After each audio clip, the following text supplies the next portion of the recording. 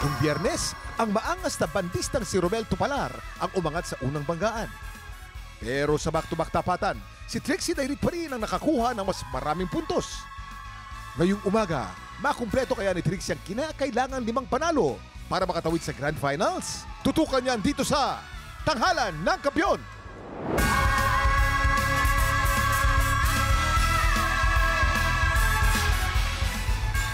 Mamang, isang panalo na lang, Grand Finalist si Trixie Dairit. Siya na ba ang ikawalong kampiyon na aabante sa Grand Finals, tingin mo? Kaya nga, Kuya Kim. Kaya naman sa mga tiktropa nating biritera tulad ni Trixie, sumali na rin kaya para mas maraming divas ang makasama sa Grand Finals. Kaya let's go mga sis! Kayo naman! Kaya-kaya niya. Oo. At eto na, handa ng ating mga kalahok para sa isa na namang makapigil hiningang kantahan. At dito magaganap yan sa Tanghalan ng Kampiyon! Kaway-kaway na tayo sa ating mga inampalan. Singer, songwriter, naglibre ng maraming pizza. Ayun! The R&B crooner, Daryl Ong! Darilo! Kapuso, OST Princess and Queendom Diva na maglilibre ng marami ring pizza, Hana Presilas! Multi-platinum artist and OPM hitmaker magpapaparty, Renz Verano! Ang magpapasiklaban ngayong umaga, Joey Hoben! Joseph Escalanya. Silang sasabak sa Unang Banggaan! How are you feeling? Excited ka ba? Kinakabahan ka ba? Pressured? Siyempre po, normal po nakabahan, pero mas lamang po yung excitement na ito po, nakabalik po ulit ako. Sabi mo, bumalik ka sa pagkanta. Bakit? Ano ba to? Bakit mo naisip na magpahinga? Nabigyan po ako ng pagkakataon ng pandemya na maging isang cruise ship singer. Nakapag-perform po ako sa iba't ibang bansa, kasama po yung mga iba't ibang lahi. So ito po, nakabalik po ako sa Pilipinas na ito, nakapag-perform po ulit ako sa atin. Balita ko, ang family members mo talagang musically inclined kayo noon pa lamang. Opo. How does that feel? Ako po, especially yung nanay ko, nung bata po ako, siya po yung nagtitrain sa akin. Nung sumasali pa po ako ng mga amateur singing contest, na tatandaan ko pa nga po may mga times po na naiiyak ako sa pagiging stricta niya. Ayun. Pero nakatulong naman po yung pagiging strict ng mama ko sa kung ano po ako ngayon.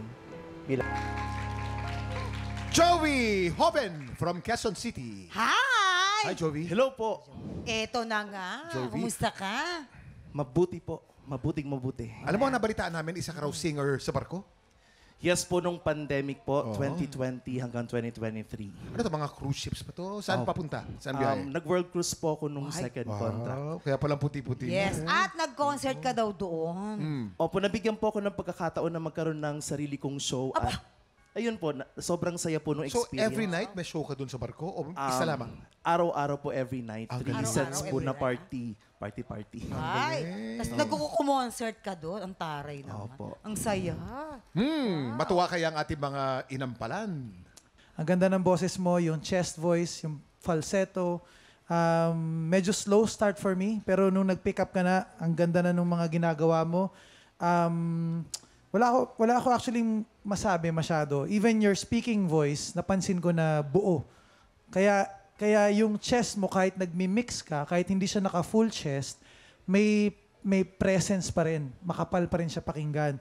Siguro kung meron na akong hihingin sa'yo, nakita ko na kumo-connect ka sa camera eh. Tumitingin ka, yung mga nanonood sa bahay, nakaka-connect ka sa kanila. Pero don't forget the studio audience. Nakatingin din sila sa'yo kanina. So try to involve them din sa performance mo para mas malakas yung pala, di ba? Kaka-apekto rin yun sa performance. Congrats sa'yo, ang galing mo. Jovi, napakaganda ng iyong stage presence dahil sanay na sanay ka dahil doon sa experience mo sa barko. Nagamit mo rito. Yung pag-change mo from natural to falsetto at pagbalik mo, hindi putol maganda mahirap yon. Kasi nagfa-falsetto ka, isang word lang. Gaya nitong ako'y, nag-natural ka, tapos falsetto sa ako'y, tapos balik sa natural. Ganda ng technique mo. Dynamics mo, mahusay din dahil gumamit siya ng iba't ibang technique sa boses. Meron siyang natural, meron siyang chest, meron siyang falsetto, meron din siyang head tone. Ginamit niya lahat yon dito sa napakasimpleng kanta. Wala akong napuna na malimo. Bihira akong hindi makapuna ng mali. Pero sa iyo, wala akong nakita. Wala akong narinig. Magaganda. Magaganda mga comments ng ating mga inampalan, ha? Tignan din natin kung maganda ang stars na maibibigay nila sa iyo. Jovi, ito ang mga stars ko para sa'yo.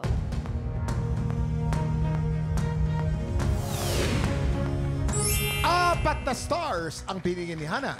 Mataas talaga, ha? Jovi, bihira kong gawin ito. Stars Nako. na binigay ko sa iyo ngayon ay... Yan na. Yan. Yan. Matipid ang bigay yan. 4 stars! 4 stars ang binigay ni Renz. Ibibitin muna natin kung ano ang score ni Daryl. Ang susunod nating kalahok, Joseph Escalanya. Ang balita ko, ikaw ay reigning champion na. Talagang napaka-talented. Lalo na sa school niyo, representative ka from 2009 to 2011 for singing. Yes, Kwento po. mo naman yun.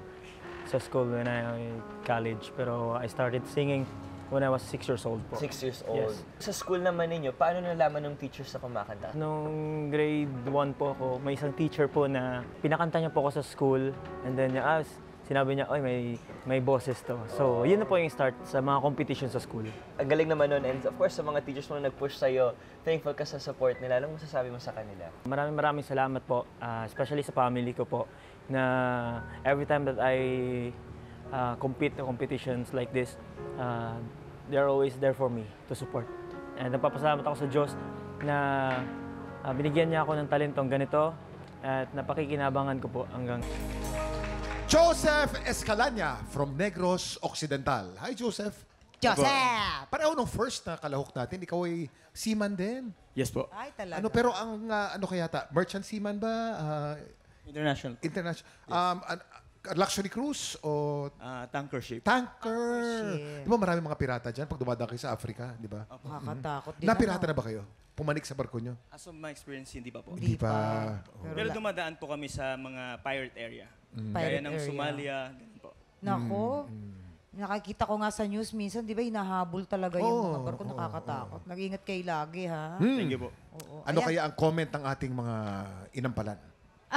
Napakaganda ng tone ng boses mo, lalo dun sa mga unang parts. Napansin ko lang, pagdating naman sa low notes, parang medyo hindi siya ganun kaabot. Maganda na sana kaso hindi talaga nare-reach yung low notes.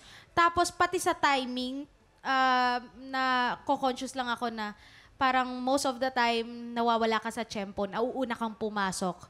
Okay? Pagdating doon sa high notes, abot mo naman siya, pero sana ginamit mo yung pagkabuo ng boses mo, yung ginagamit mo yung chest mo doon sa mga unang parts. Kasi pagdating sa high notes, masyadong naging parang buka na yung ginawa mong technique, yung placement mo. So, sana mas binilog mo ng konti, parang andito na sa throat.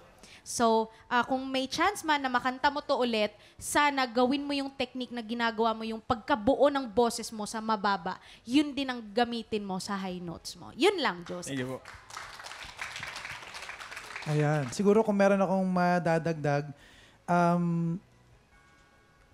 involve mo yung audience. Kasi nakita ko na nag-enjoy ka sa performance, pero especially yung kanta mo, ang title is You Are My Song. Parang we should be your song or they should be your song. You are my song, parang ganun. More of ang nangyari is this is my song. Parang ganun yung nakita kong interpretation mo na there's nothing wrong about enjoying your performance, pero malaking factor yung dinededicate mo dun sa audience yung kanta, especially kung ang meaning ng kanta is for dedication sa audience mo. Siguro maging consistent ka lang din sa quality. Siguro yun yung sinasabi ni Hana na mas kung bilog yung boses mo, make sure na even sa high notes, ma-maintain mo yung roundness or yung kapal ng boses. Yun lang madadagdag ko. Maraming salamat. Ayan, naalamin na natin kung ilang stars ang ibibigay sa iyo ng ating mga inampalan. Joseph, ito ang mga bituin na binigay ko.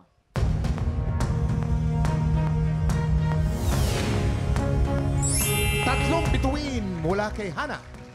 Joseph, ang stars na binigay ko sa iyo ay...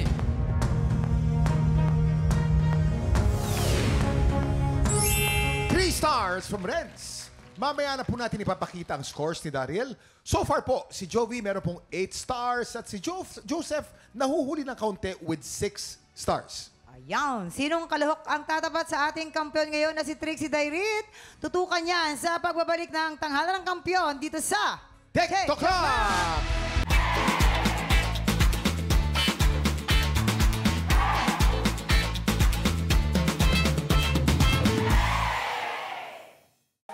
Tropa, pinanood mo hanggang sa dulo itong video na to? Very good ka! For more happy time, watch more TikTok Clock videos on our official social media pages and subscribe to GMA Network official YouTube channel.